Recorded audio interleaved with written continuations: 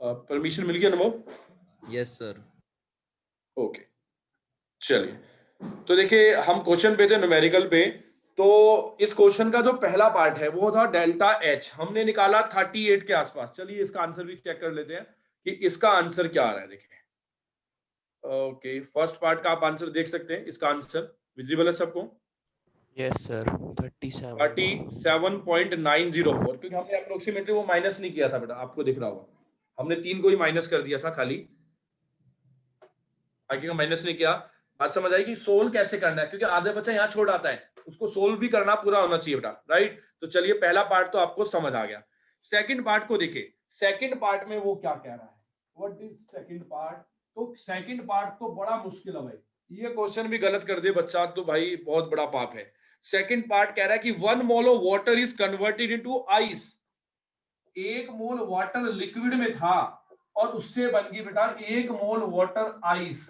तो पूछना है कि डेल्टा यू क्या होगा। तो पहले आप मुझे ये बताइए डेल्टा एनजी क्या होगा? 0। सर 0। 0। भाई जब डेल्टा एनजी 0 हो गया, तो जब डेल्टा एनजी 0 होगा तो डेल्टा एच होता है डेल्टा यू प्लस में डेल्टा एनजी आरटी। ठीक है जी। तो डेल्टा एनजी की वैल्यू 0 होगी तो पूरा ही 0 हो गया। सर ब्लर आ रखा है सर। 0 कैसे होगी एनजी की वैल्यू? देखो ध्यान से, प्रोडक्ट में बेटा कितने मोल गैस के हैं, है कोई गैस? सर कोई दिख भी नहीं नहीं। रहा उस साइड का सर। दिख नहीं रहा, ब्लर हो रखा है। सबको ब्लर दिख रहा है?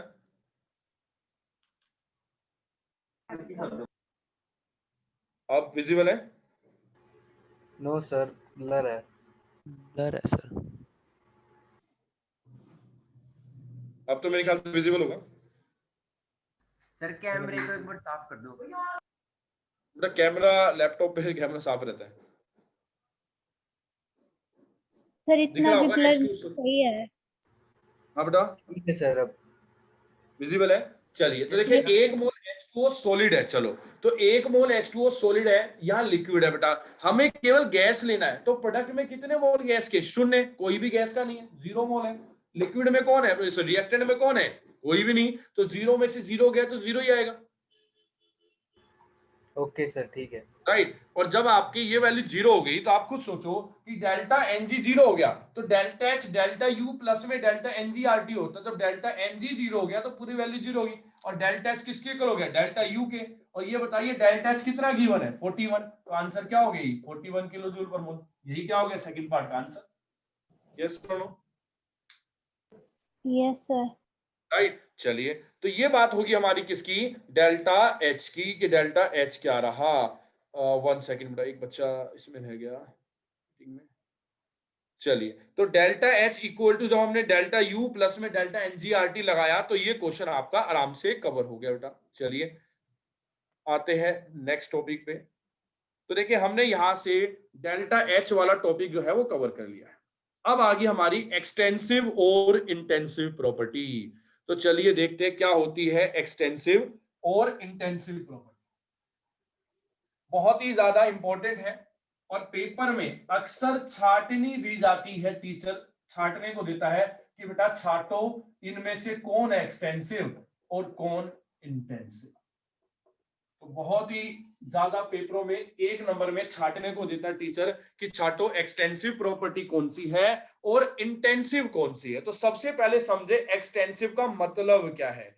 तो सुनना ध्यान से, एक्सटेंसिव प्रॉपर्टी, एक्सटेंसिव की बात करूं, पहले मैं किताबी डेफिनेशन की बात करूंगा, फिर मैं आपको एक लॉजिकली समझाऊंगा क्या होती है। देखिए those properties which depend upon, those properties which depends upon quantity or size oblique mass of matter। मतलब क्या? हमने कहा कि बेटा ऐसी प्रॉपर्टी जो किस पे डिपेंड करे? क्वांटिटी पे, साइज पर, मैटर पे। मतलब सीधी सी बात क्या है कि मान लीजिए मैं आपसे पूछूं ये जो मार्कर है इसका कुछ ना कुछ मास है या नहीं है? ये 0 मास है सर मास। भाई, मास तो है। तो ऐसी चीजें जो केवल किस पे डिपेंड करे, क्वांटिटी पे डिपेंड करे कि भाई जो भी चीज है हम यूज कर रहे हैं उसका मास कितना है, उसका साइज क्या है, यानी इस चीज पे डिपेंड करेगी बेटा, तो वो प्रॉपर्टी हमारी क्या कहलाएगी, आपकी एक्सटेंसिव प्रॉपर्टी। यानी एक्सटेंसिव प्रॉपर्टी वो प्रॉपर्टी होती है जो क्वांटिटी या साइज ऑफ मैटर पे डिपेंड करे। जैसे कि मैंने कहा कि ये जो व्हाइट बोर्ड है इसका मास मान लीजिए 10 किलोग्राम है, ठीक है, ध्यान सुनना, इसका मास कितना है, 10 किलोग्राम है। मैंने क्या किया, इस बोर्ड को बीच से डिवाइड कर दिया। तो ये बताओ अगर मैं बोर्ड को बीच से काट दूं तो क्या आधा आधा कर दिया, क्या अभी भी मास 10 किलोग्राम रहेगा? नो सर, मास आधा रहेगा। आधा हो जाएगा, अभी 5-5 हो जाएगा। तो यानी डिवाइड करने पर ये चीज क्या होगी, चेंज होगी। यानी जो मास था एक तरह से इस बोर्ड का मास उसके साइज पे डिपेंड कर रहा था। भाई जब बड़ा था तो मास ज्यादा था, जब छोटा हो गया तो एक तरह से मास कम हो गया, राइट। तो ऐसी प्रॉपर्टी को क्या कहते हैं, एक्सटेंसिव। चलिए ये तो किताबी वाली है, अभी मैं डेफिनेशन से भी आपको तरीके से बताऊंगा होती कैसे ही मायने में। इंटेंसिव प्रॉपर्टी क्या होती है, अगर पेपर में आ जाए 1 नंबर में डिफाइन एक्सटेंसिव प्रॉपर्टी, तो आप बताएंगे वो प्रॉपर्टी जो किस पे डिपेंड करे, क्वांटिटी और साइज यानी मास ऑफ मैटर पे डिपेंड करे, उसे हम क्या कहते हैं, एक्सटेंसिव। अच्छा जी, और जो ना करे भाई, those properties which does not depend upon quantity और साइज ऑफ मैटर। बस डज नॉट लगा देना डेफिनेशन के तौर पे, क्वांटिटी और साइज ऑफ मैटर पे डिपेंड ना करे, वो इंटेंसिव होती है। कैसे, चलिए एक अच्छा एग्जांपल लेते हैं, एग्जांपल से समझ बहुत जल्दी आ जाएगा कि एक्सटेंसिव है इंटेंसिव। देखिए ये मान लीजिए फॉर एग्जांपल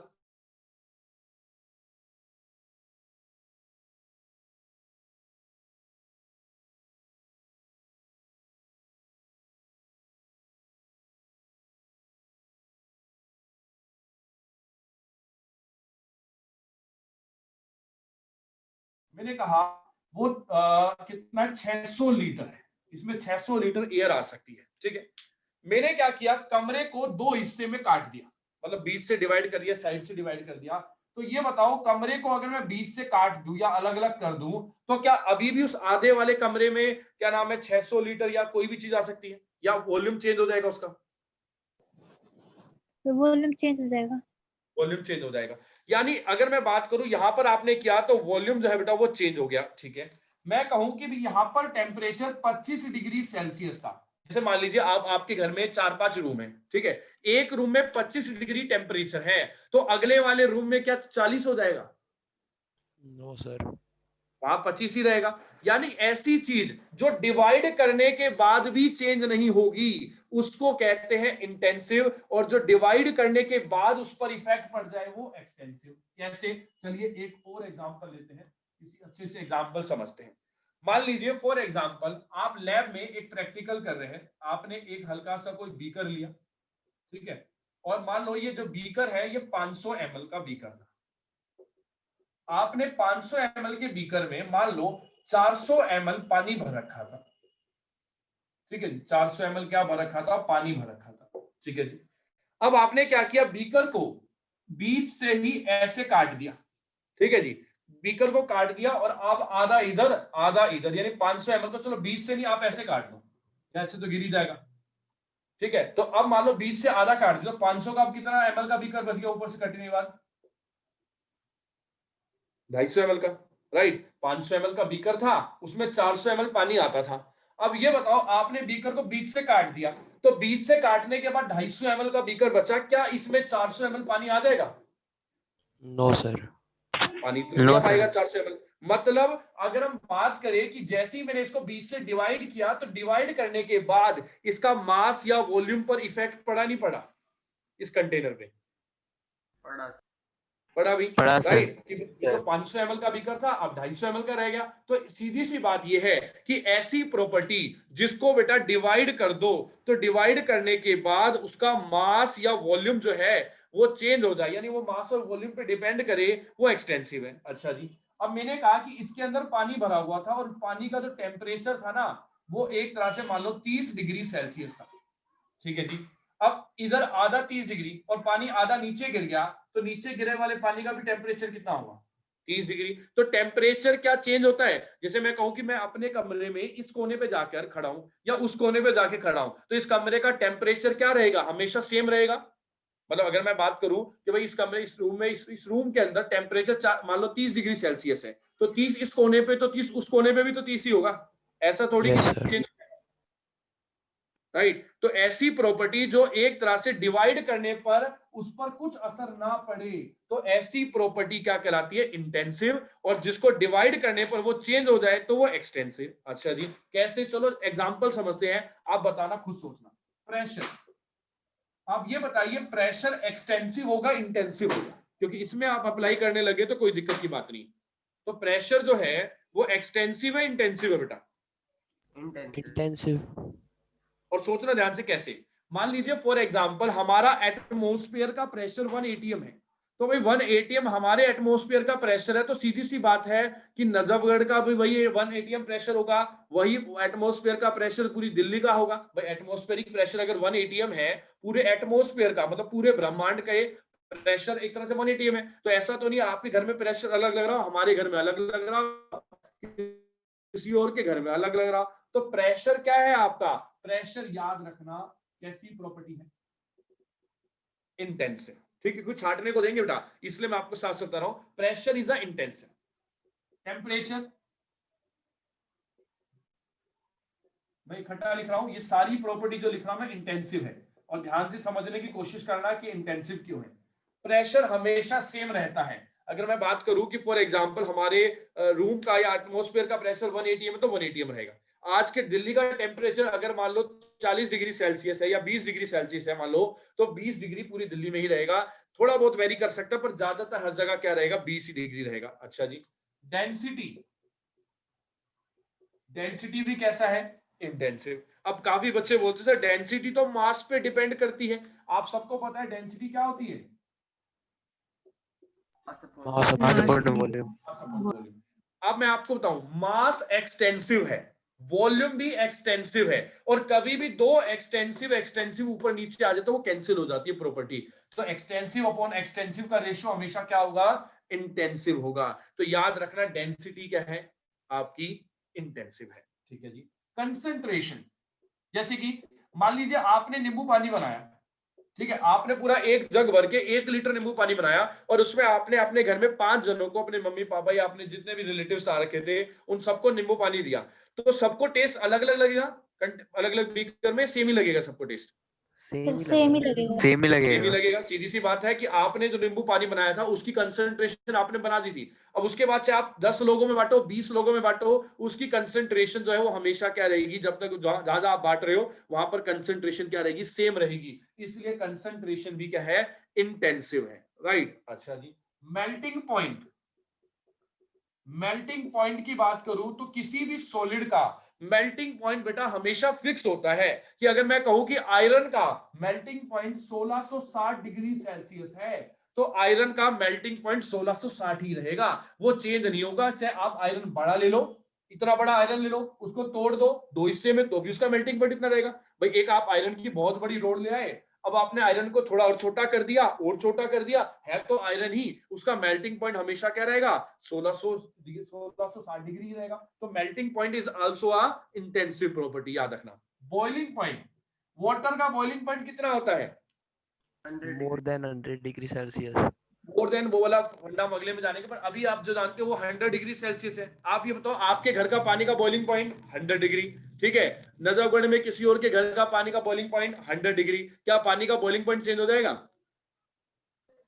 बॉइलिंग पॉइंट तो सेम रहेगा, राइट। तो boiling point is also intensive property. चलिए और देखें, सरफेस टेंशन, मैं वो सारी पॉसिबिलिटी बता रहा हूं जो कंपटीशन तक पूछते हैं, एनसीईआरटी में तो लिमिटेड है बेटा, इसलिए मैं थोड़ी एक्स्ट्रा ही बता रहा हूं। सरफेस टेंशन आपने देखा था पिछले उसमें कि वाटर की ड्रॉपलेट्स जो स्फेरिकल होती है due to the surface tension, याद है आपको? Yes, sir. तो सरफेस टेंशन, भाई आपके घर में पानी जो का वाटर का जो मॉलिक्यूल जो सरफेस पे घूम रहा होगा, या मेरे घर में जो वाटर का मॉलिक्यूल सरफेस पे घूम रहा होगा, उसके लिए सरफेस टेंशन तो क्या लगेगी? हमेशा सेम ही तो लगेगी। तो surface tension is also which property? Intensive property.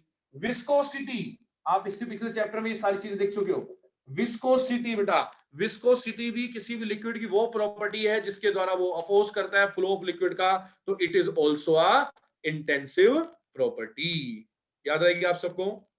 कौन कौन सी Yes, sir. इंटेंसिव होती है? Freezing point. ठीक है जी। तो मेल्टिंग पॉइंट, फ्रीजिंग पॉइंट भी हो सकता है, एक्सेट्रा बहुत सारी हो सकती है। अगर मैं बात करूं तो ये सारी प्रॉपर्टी आपको होगा क्या, पेपर में टीचर एक्सटेंसिव इंटेंसिव मिक्स करके दे देगा और कहेगा बेटा छाटो कौन सी एक्सटेंसिव कौन सी इंटेंसिव, तो आपको ये पता ना चाहिए सारी इंटेंसिव है। ठीक है जी। अब मैं कुछ एक्सटेंसिव की भी बात कर लेता हूं, क्योंकि एक्सटेंसिव से भी आपको क्लियर हो जाएगा। क्योंकि मैं आज आपको असाइनमेंट भेजूंगा तो उसमें आप देखेंगे एक्सटेंसिव इंटेंसिव आपसे आराम से हो जाएगा। तो एक्सटेंसिव की बात करूं, मास, मास एक्सटेंसिव है, क्योंकि मास डिपेंड करता है। देखो अगर आप बड़ी चीज को देखो कि अगर मैं कहूं कि भाई ये पूरा बोर्ड है, इसका मास 10 किलो है, डिवाइड कर दूं तो मास चेंज हो जाएगा, 5 किलो हो जाएगा, 4 किलो हो जाएगा, तो मास डिवाइड करने पर चेंज हो जाता है। तो मास कैसा है? एक्सटेंसिव। वॉल्यूम कैसे है? Volume extensive. Internal energy, internal energy मतलब डेल्टा यू। इंटरनल एनर्जी भी क्या है आपकी? मैं डेल्टा यू लिख देता हूं, बात एक ही इंटरनल एनर्जी चेंज। तो delta U is also a which property? Extensive. अभी अगली क्लास में आएगा हीट कैपेसिटी। हीट कैपेसिटी मास पे डिपेंड करेगी। आप देखिए इंटरनल एनर्जी भी मास पे डिपेंड करती है कि आपके पानी कंटेनर में कितना लिक्विड है, कंटेनर का मास कितना है, it is also a extensive. Enthalpy जो भी आपने पढ़ी, एंथैल्पी डेल्टा एच, वो भी क्या है आपकी? एक्सटेंसिव।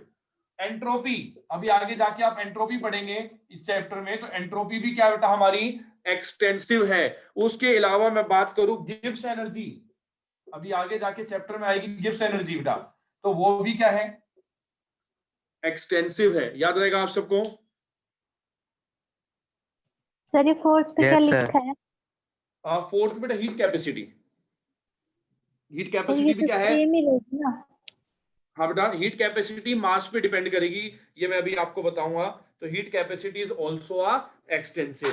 तो ये पेपर में जरूर आएंगे, याद रखना। टीचर आपको छाटने को देगा, एमसीक्यू देगा कि भाई इनमें से कौन आपकी एक्सटेंसिव है, तो गिब्स एनर्जी। इसके अलावा एक और मैं यहाँ बता दूं, हेल्महोल्ट्ज एनर्जी। हालांकि ये हमारे सिलेबस से परे है, पर वैसे हमें मालूम होनी चाहिए। Helmholtz energy, it is also a extensive property.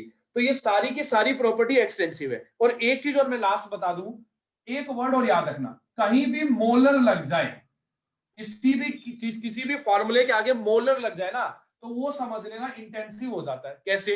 आप ये बताओ, मास कैसा होता है? एक्सटेंसिव। मोलर मास कैसा होगा? इंटेंसिव। वॉल्यूम कैसा होता है? एक्सटेंसिव। मोलर वॉल्यूम क्या होगा? इंटेंसिव। ऐसा क्यों? मोलर का मतलब होता है एक मोल, उसका मोल हमने कांस्टेंट कर दिया, वो चेंज नहीं होगा। और सीधी सी बात है, आप ये बताओ सीओ वाटर का मोलर मास कितना होता है? 18। Yes sir. Yes, sir. Right. तो वाटर का मोलर मास हमेशा 18 ही रहेगा। तो सीधी सी बात आपको याद रखनी है कि किसी भी फार्मूले में आगे मोलर और लग जाए तो वो इंटेंसिव हो जाता है, और वरना ये सारी चीजें, और ये बहुत ही ज्यादा पूछेगा टीचर, आपसे जरूर पूछेगा, मैं फिर बता दूं, एक्सटेंसिव जरूर छूटेगा। तो आप या तो एक्सटेंसिव याद कर लो, इंटेंसिव भूल जाओ, तो आपको अपने आप पता लग जाएगा जो एक्सटेंसिव नहीं तो वो इंटेंसिव है। राइट। तो आपको पता होना चाहिए mass, volume, internal energy, heat capacity, enthalpy, entropy, Gibbs energy, Helmholtz energy, these all are the extensive variables. और ये सारी प्रॉपर्टी मास और साइज पे डिपेंड करती है बेटा। याद रहेगा ये? Yes sir. Right. Yes, sir. अगली क्लास में मैं आपको बता दूं, आप सब प्रिपेयर रहे स्टेट्स ऑफ मैटर के टेस्ट के लिए। ठीक है, तो आपको स्टेट्स ऑफ मैटर के नोट्स भेज दिए थे, थोड़ा सा रह गया था, वो भी आज मैं नोट्स भेज दूंगा। तो आप स्टेट्स ऑफ मैटर को अच्छे से रिवाइज करें। तो गूगल फॉर्म पे हम टेस्ट लेंगे, ठीक है, और गूगल फॉर्म का लिंक आपको बता देंगे क्या क्या है। तो आप बस चैप्टर नंबर 5 को अच्छे से प्रिपेयर कर लीजिए, और इस टॉपिक का मैं आपको असाइनमेंट सेंड कर दूंगा आज ही। Okay Yes, sir. Okay everyone, have a nice day. Sir हाँ जी बोलिए बेटा। सर एग्जाम है केमिस्ट्री का। हाँ जी, कौन सा चैप्टर आ रहा है बेटा? सर थर्ड से लेकर थर्मोडायनेमिक्स तक। थर्ड से लेकर थर्मोडायनेमिक्स तक। चलिए, तो थर्ड फोर्थ नोट्स आपने ले लिए थे बेटा? Yes sir. अच्छा, नोट्स आपने ले लिए थे, और एक बार उसको रीड करो बेटा जहां जहां डाउट है, क्योंकि देखिए थर्ड फोर्थ, एक बार मैं इसको थोड़ा सा निकाल दूं ज्यादा अच्छा है, फिर एक बार रीड कर लीजिए। एक बार एक काम करना, मेरे फोन कर लेना बेटा, ताकि मैं आपको बता दूं जिस जिस टॉपिक पे आप नजर कर लो नोट्स में। Okay sir. ओके, एक बार फोन कर लेना याद से। Okay everyone, have a nice day.